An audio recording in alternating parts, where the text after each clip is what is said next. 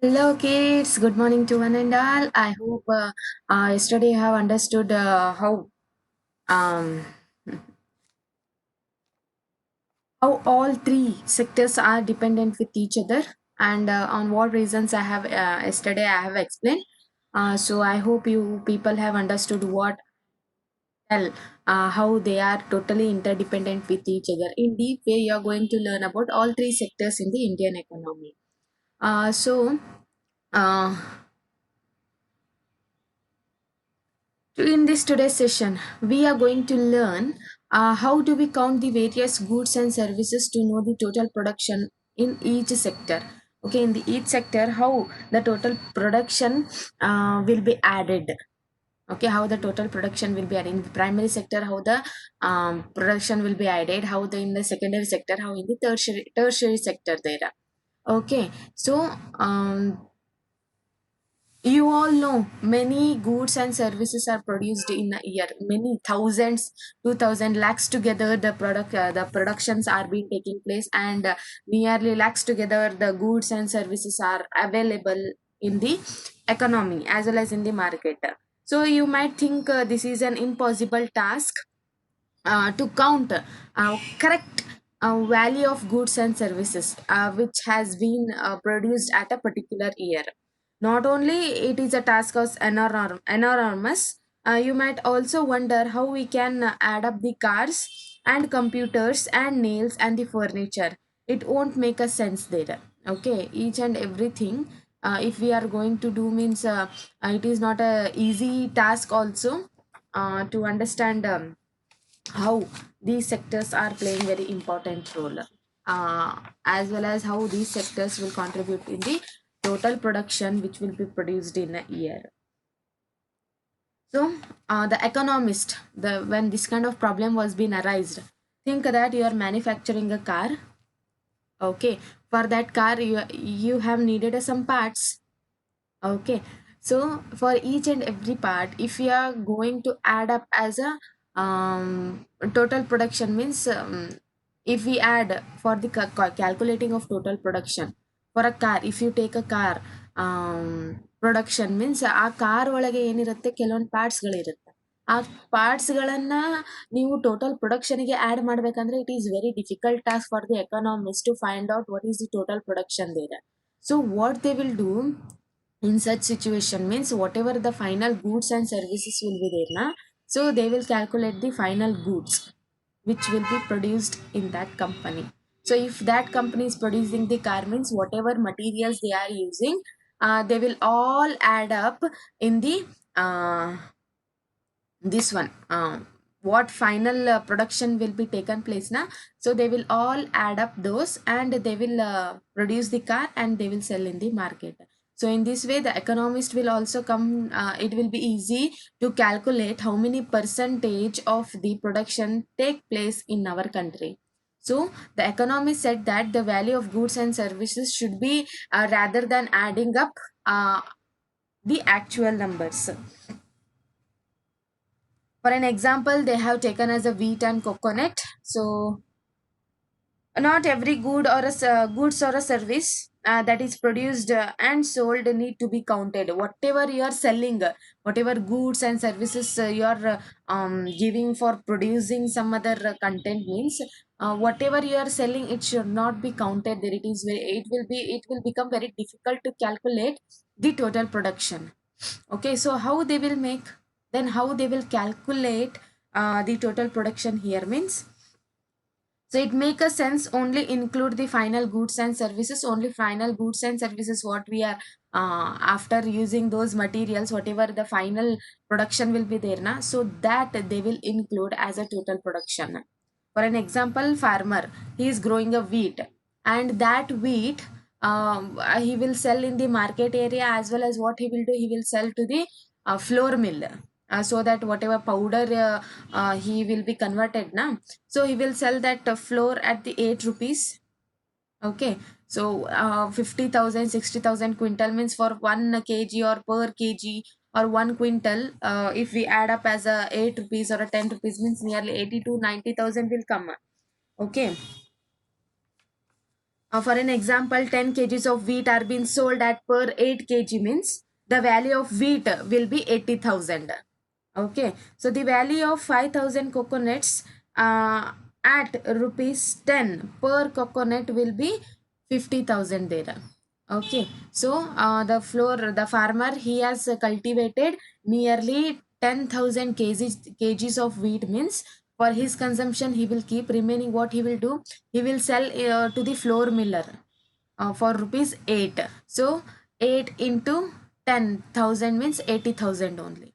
Okay, so this 80,000 he will get. So his final goods and services will be calculated in that way. So after that flour mill, after that making powder, what he will do, he will add up his profit nearly 2 rupees.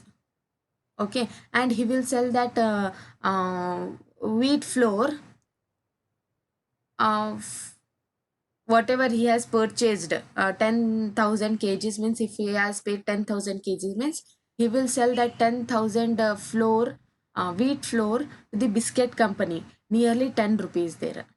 Okay, and biscuit company, he will or he or she, they will purchase in that rate, and they will use the biscuit company will uses the flour and the things such as sugar, oil to make the 4 biscuit packets. So it sell the biscuit in the market to the consumers for rupees 60.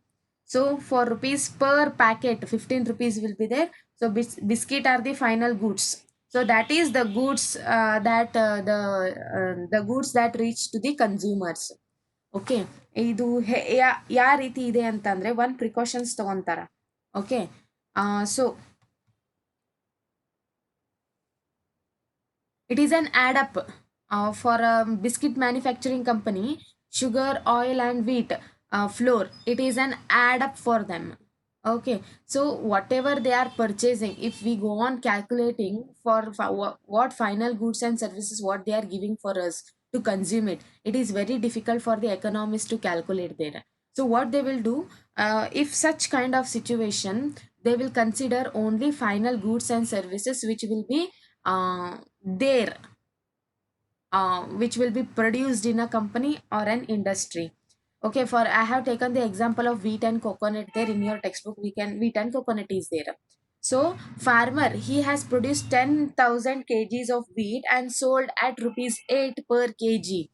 Okay, so that for flour mill owner, he will purchase and he will give him to the 80,000 rupees. Okay, so the value of 5,000 coconuts. Okay, a farmer has cultivated the 5,000 coconut means he will sell his coconut per rupees 10. Okay, so you have to calculate 10 into 5,000. So it will become 50,000 there. So similarly, the value of goods and services in all three sectors are calculated and then added up. Okay, then they will calculate the all goods and services and then they will add up it. So in what way? Remember, there is one precaution has to take. Not every goods and services that produced and sold needs to be counted. So one precaution they will take while calculating the goods and services, all the goods whatever it will be an add up to produce a final goods and services means they will calculate not the ingredients, not the materials what they are being using. Okay, so they will calculate only the value of the final goods and services. Okay, so not every goods or services that is produced and sold needs to be counted. It make a sense only to include the final goods and services. For an example, flour mill owner, okay, whatever he has purchased from the farmer, he will sell that flour to the biscuit company for rupees 10. He has purchased as a 8 rupees. He has added his profit and he has sold his wheat flour for rupees 10 per kg.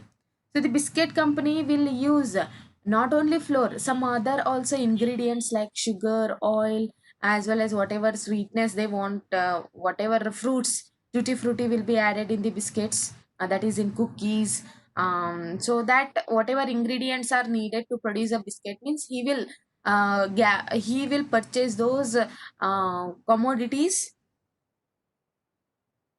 and he will produce the biscuit packet. So it and make 4 packets of biscuit. 4 packets will be there.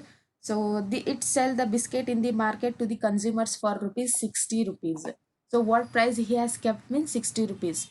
So whatever he is using the um, ingredients for producing the biscuit, so he will add his all purchasing price, and he will fix one price so that consumer will buy his goods and services. So as a result, biscuit company, they have finalized 60 rupees there. So per packet, how much cost will be there means 15 rupees.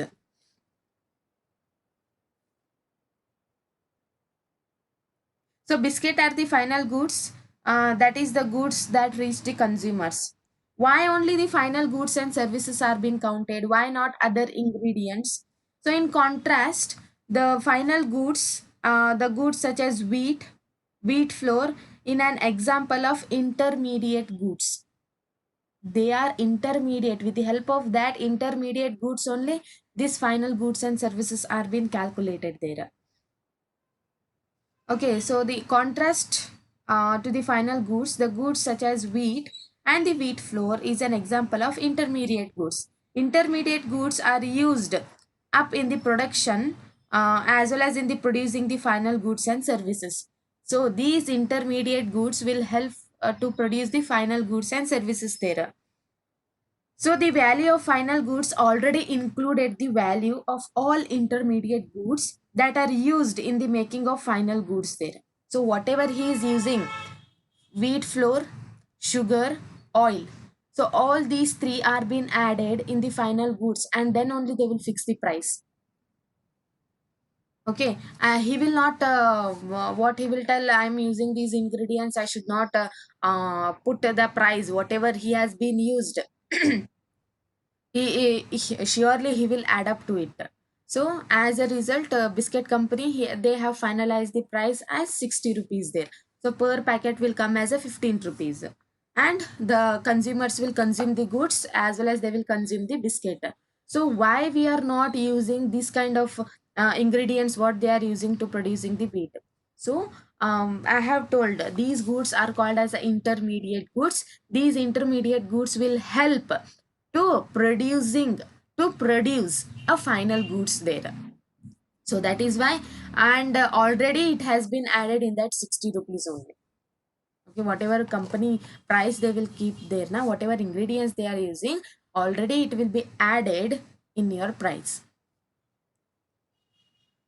So that is why we will not count what kind of intermediate goods they are being used in the companies.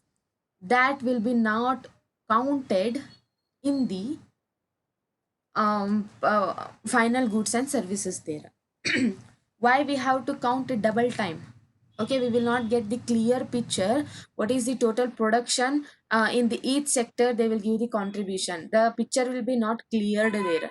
So that is why they will see the what is the final goods and services they are being produced. According to that one, they will calculate how many percentage, how many percent the production has been increased in our country. Okay, so intermediate goods are used up in the producing the final goods and services. So the final of the value of final goods already include the value of all intermediate goods that are used in the making of final goods there. Hence the value of 60 rupees for a biscuit. Final goods already included the value of flour. Similarly, the value of wheat also. The value of all other intermediate goods would have been included. So to count the value of flour and the wheat separately is therefore not correct, because then we would not would be the counting the value of same thing in a number of time. First as a wheat, then as a flour, and finally as a biscuit. So some confusion will be arised among the economists to calculate the whether we have to calculate the wheat whether we have to calculate the because you can see the numbers for per kg, how much they have sold their product to the some other people there, 8 rupees, 10 rupees and 60 rupees. There is a lot of differences between these three amount.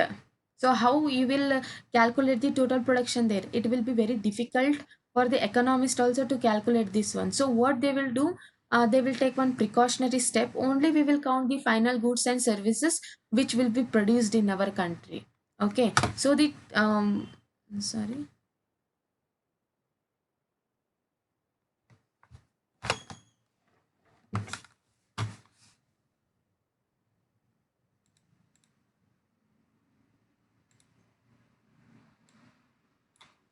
Okay, so what they will do, they will only see the final, which is this final goods and services there. If you take the primary sector, the final goods is wheat for them. So what they will do, they will see the wheat, how much quintal it has been produced, and this much percentage they will contribute for the total production there. If that wheat he will sell into the some other person for some amount, means it will be that amount will be not added as a total production there. Okay, because they will help as a intermediate goods. Okay, and the companies, they will finalize the prices whatever we are consuming. So these intermediate goods are not been included, but in your price, what you are purchasing that goods and services, means in that price, these intermediate goods are being added. How many ingredients, how many types of purchasing we will take.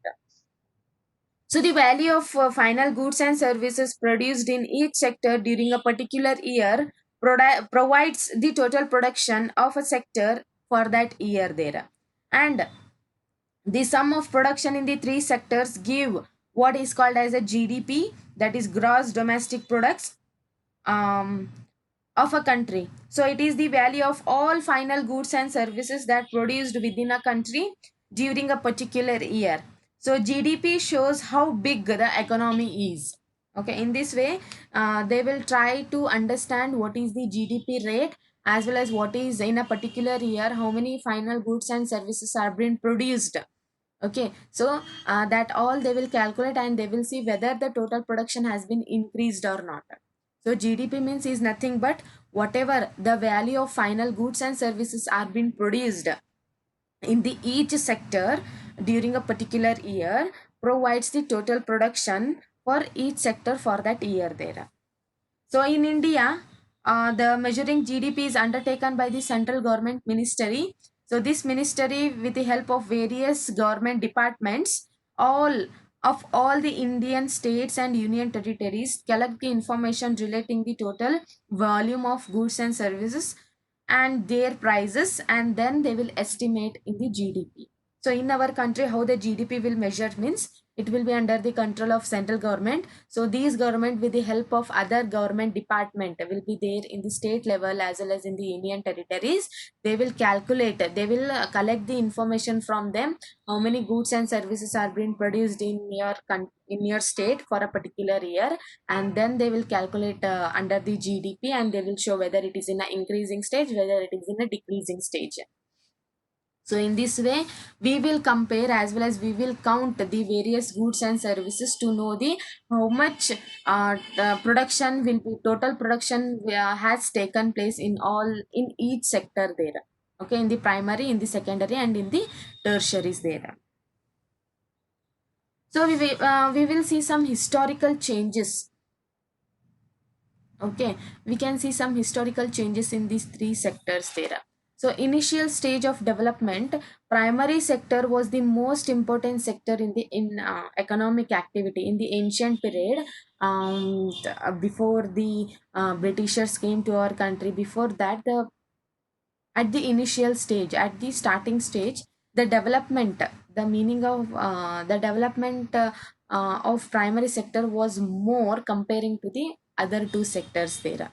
So as the method of agriculture changed, other activities like craft person, traders, administrators, army, so some other occupation they started doing. So as a result, it has been changed from primary sector, it has been changed to the secondary sector there. Okay, so at the initial stages of development, primary sector was the most important sector of economic activity. As the methods of farming changed and agriculture sector began to prosper, it produced much more food before than. Many of the people could now take up other activities also.